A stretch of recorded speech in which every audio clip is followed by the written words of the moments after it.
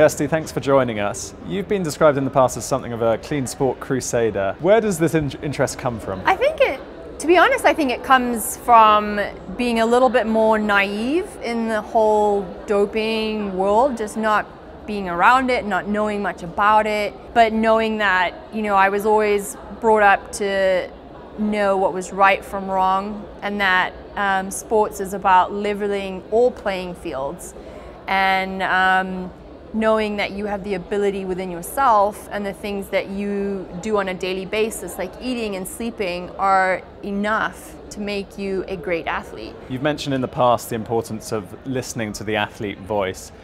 Is sport listening more to athletes? I think so. I think the changes in the code show that the athlete's voice and the athlete's concerns are being heard.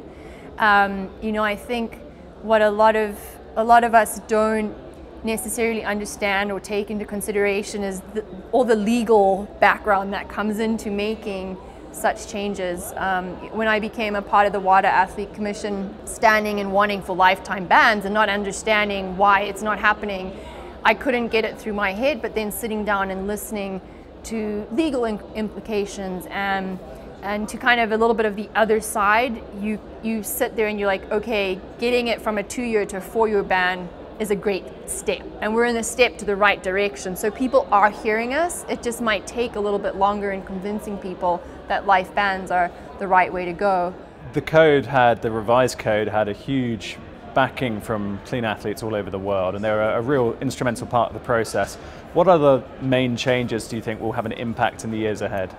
I think one of the biggest ones is the target testing and specific testing within sports, and even breaking down, so my sport's swimming, so not just targeting specific drugs that may be used in those sports, but targeting and breaking it down into groups of sprinters, middle distance, and distance swimmers. There's going to be different drugs that athletes use for each of those. So I think that is in of itself such a huge leap and such a good positive thing, because one, it may be a little bit more expensive at the beginning, but once we get the program running correctly and people get behind it, I just think a lot more people will, if they are cheating, will get caught out.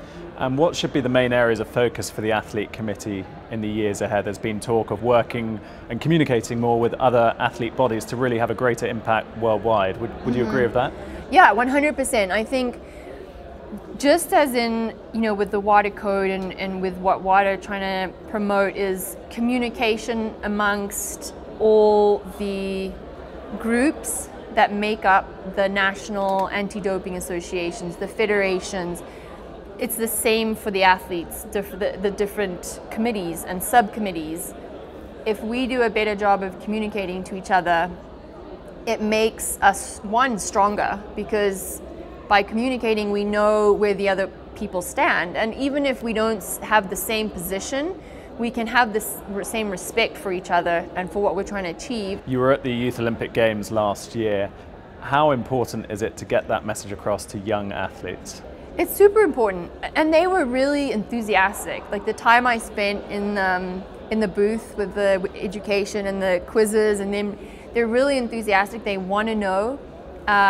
It's a great age to target people and target kids, because I think especially with technology, they want information, and they want it quickly, and they want to be able to read it, figure it out, and kind of move on to the next thing. And so getting them information that is not just exciting to them, but they realize is going to help them in the future, I think is really important. And now it's not just getting them that information, but then saying, if you ever come across this, email us, or email this, or call this number, so that we're not just kind of giving them information and then they don't know what to do with it. You're a 2-time Olympic champion, Commonwealth champion, a former Zimbabwean Sportswoman of the Year.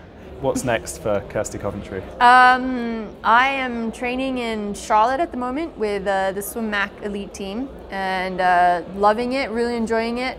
Hopefully going to World Championships this year in Kazan in Russia, and then on to Rio at the Olympic Games. That's probably going to be my entry and exit out of the competitive world. Kirsty Coventry, thank you very much. Thanks.